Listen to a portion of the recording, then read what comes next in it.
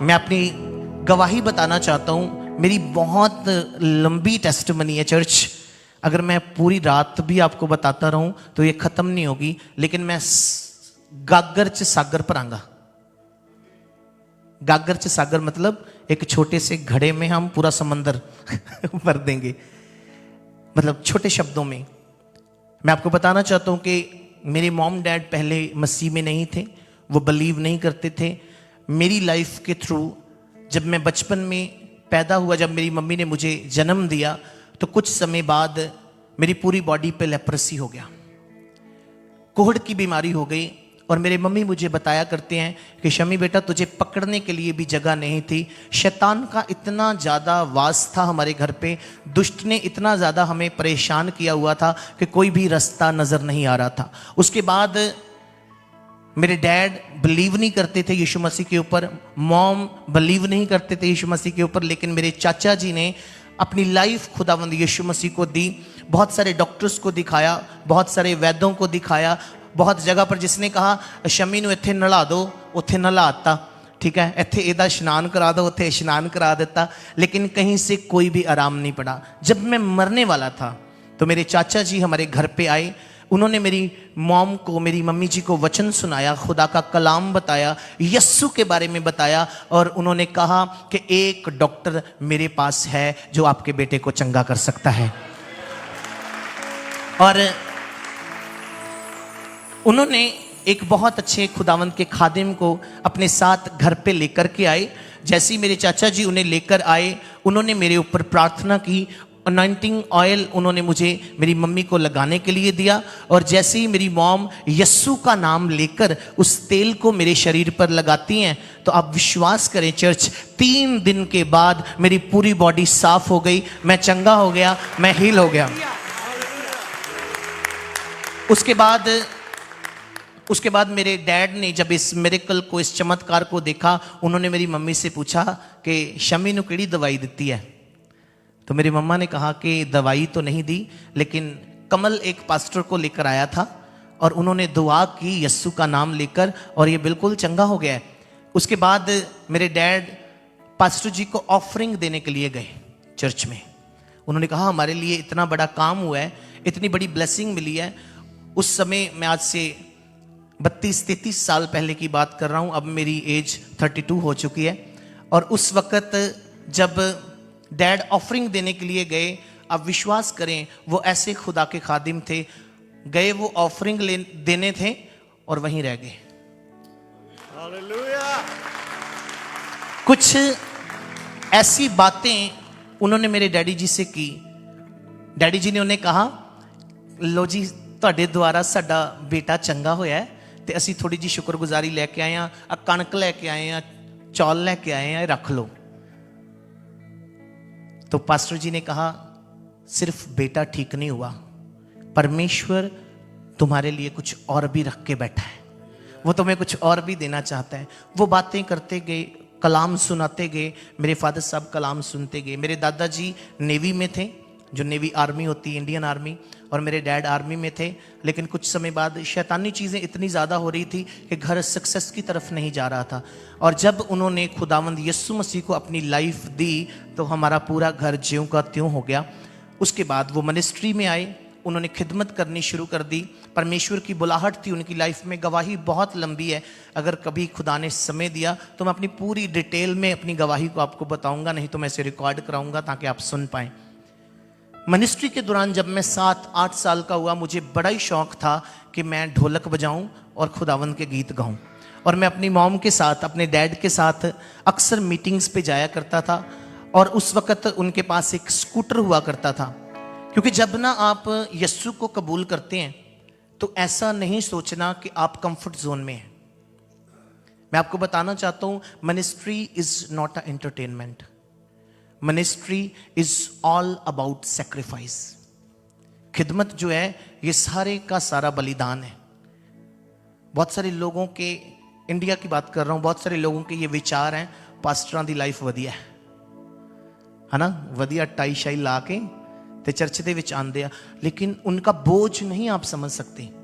रात रात भर नींद नहीं आती। पौलुस कहता है कि मुझे पूरी पूरी रात कलीसिया की चिंता सताती रहती है, ये भी चंगा हो जाए, ये भी बच जाए, इसको भी ब्लेसिंग मिल जाए, इसको भी ब्लेसिंग मिल जाए। कितनी भूख, कितनी प्यास वो काटते हैं, ये शायद उन लोगों को अंदाजा होगा जो मिनिस्ट्री में से निकल रहे हैं। और मेरे डैड जब खुदावंद में आए, उन्होंने बहुत सारी प्रॉब्लम्स को, ट्रबल्स को फेस किया। और एक दिन मीटिंग थी तो मैंने उनसे कहा कि मुझे आपके साथ स्कूटर पे जाना है, आगे खड़े होके। और मैं स्कूटर के आगे खड़ा हो गया। आप सब जानते हैं कि उस समय में प्रिया स्कूटर होते थे बजाज के। मैं आगे खड़ा हो गया और उसका स्कूटर का ब्रेक जो था पैडल वाला था। सैंडल मैंने पहने हुए थे, 7-8 साल की मेरी एज थी। और क्या हुआ कि अचानक से मेरा पैर स्कूटर की ब्रेक के स्प्रिंग में चला गया। और जैसे ही चला गया, अगर फादर साहब ब्रेक लगाते तो मेरा अंगूठा कटता। और अभी जब मैंने उन्हें बताया, मैंने कहा डैडी जी मुझे बहुत पेन हो रहा है, और जब उन्होंने देखा कि अंगूठे में से ब्लड निकल रहा है तो वो थोड़ा सा घबरा गए। और जैसे ही घबराए, सामने से एक बड़ी तेज बस आ रही थी और स्कूटर सीधा जाके बस में लगा। और इतनी जोर से लगा कि मेरा फेस बस में जब लगा तो पूरा फेस फ्रैक्चर्ड हो गया, मेरा नाक टूट गया और पूरे फेस में वो उसकी हेडलाइट का जो कांच था वो चला गया। और मैं स्कूटर के अंदर पूरा चिपक गया, पिस गया। उसको तोड़कर जब मुझे निकाला गया तो पुलिस वालों ने, लोगों ने मुझे मुर्दा घोषित कर दिया। वो कहते अब ये बच्चा इस दुनिया में नहीं रहा, आप इसे ले जा सकते हैं और आप बताइए कि आपको बस वालों से कितने पैसे चाहिए। मेरे डैडी जी ने पुलिस वालों से कहा, मैं एक पास्टर हूँ, मैं खुदा का दास हूँ और मैं झूठ नहीं बोलूँगा, बस वालों की कोई गलती नहीं है। हमारे बेटे का पैर फंस गया, मेरा ध्यान भटका और एक्सीडेंट हो गया। मेरी मम्मी एक बहुत ज़बरदस्त विश्वासी हैं। उनका ईमान चट्टान के समान है, वो कभी डोलते नहीं। उन्होंने स्कूटर तुड़वा के मुझे जब बीच में से निकाला, अपनी गोदी में लिटाया। आप बिलीव करें, मेरा ये पूरा पेट स्कूटर के अंदर आ गया था। और मतलब एकदम से डेड, मुर्दा बंदा। उस वक़्त एक बच्चा अपनी माँ की गोद में मुर्दा लेटा हुआ है और वो सड़क के ऊपर रो रो कर प्रार्थना कर रहे हैं, खुदा से मांग रहे हैं कि प्रभु अगर तूने शमी को देना था तो लेना नहीं था, और आज अगर दिया है तो मैं चाहती हूं कि आप इसे नई जिंदगी दें। 15 मिनट मेरी मम्मी जी ने रो रो कर प्रार्थना की और 15 मिनट बाद मैंने सांसें लेनी शुरू कर दी। खुदावंद ने मुझे नई जिंदगी दी। और उस दिन मेरे मॉम ने, मेरे डैड ने मुझे हॉस्पिटल में एडमिट करवाया। पूरी रात वो दुआ करते रहे। मैं बेहोश था लेकिन मेरी सांसें खुदा ने मुझे लौटा दी थी। डॉक्टर्स ने अपना ट्रीटमेंट किया और 4 बजे सुबह सुबह मुझे होश आया। और आपको पता है, होश आने के बाद मैंने अपने डैडी जी से क्या कहा? पूछो कि क्या बोलो, क्या बोला? मैंने उनको पास बुलाया। मैं कहा डैडी जी मैंने ढोलकी लिया के दो, मैं गीत गाना। और वो लिटरली मेरे डैडी जी मुझे बताया करते हैं ये सारी बातें, गवाहियाँ मुझे बताते हैं।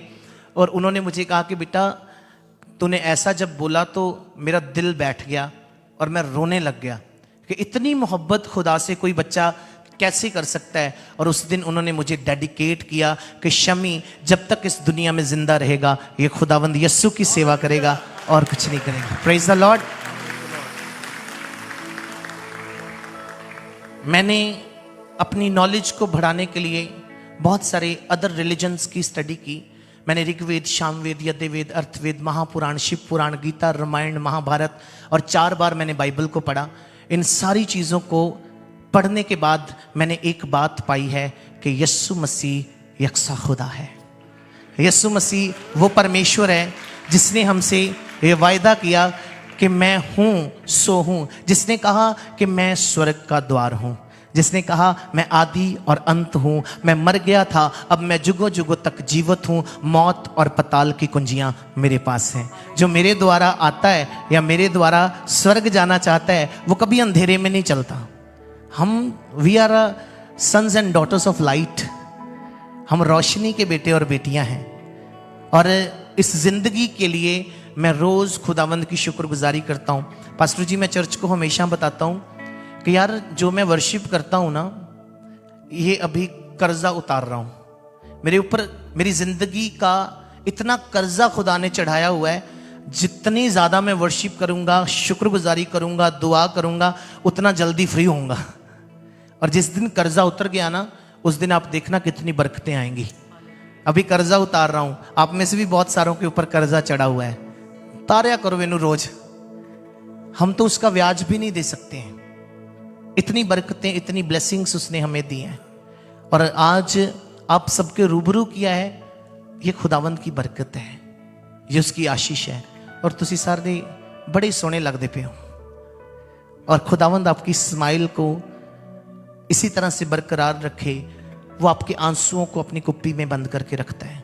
हो सकता है मैं आपके नाम ना जानता हूं, पर मेरा यस्सु कहता है, मेरा खुदा कहता है कि मैंने तेरी तस्वीर को अपनी हथेली पर बनाया हुआ है। और यदि आपकी तस्वीर उसने अपने हाथ पर बनाई हुई है, तो आपको कैसे भूल सकता है? फिर जब आप उसे भूल जाते हैं, फिर भी आपकी तस्वीर उसके हाथ पर रहती है, तो फिर आप वापस भी आते हैं।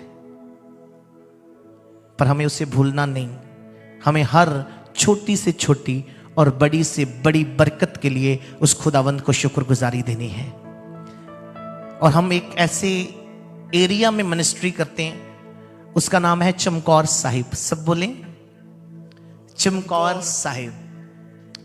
वहां पर मेरे फादर साहब को खुदावंद ने भेजा। और जब हमने वहां खिदमत शुरू की, तो कोई भी खुदावंद यीशु मसीह को नहीं जानता था।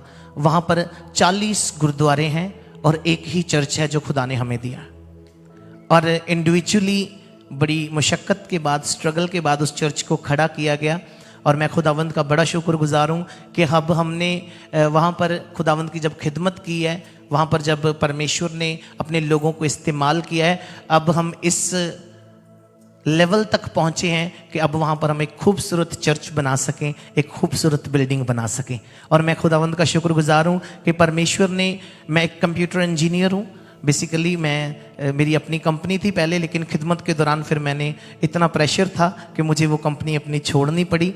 और मैं खुदावंद का शुक्रगुजार हूँ कि यूट्यूब के माध्यम से मैं 70 से 80 हज़ार रुपये एवरी मंथ कमाता हूँ। मैं और मेरी वाइफ परिहंस और मेरी बेटी है छोटी 3 साल की, हम तीनों उन पैसों से बहुत अच्छी ज़िंदगी जी रहे हैं। हमें किसी तरह की कोई भी प्रॉब्लम नहीं है। लेकिन अलग अलग जगह पर जाना और चर्च बनाने के लिए फंड रेज करना, ये मेरे अपने लिए नहीं है।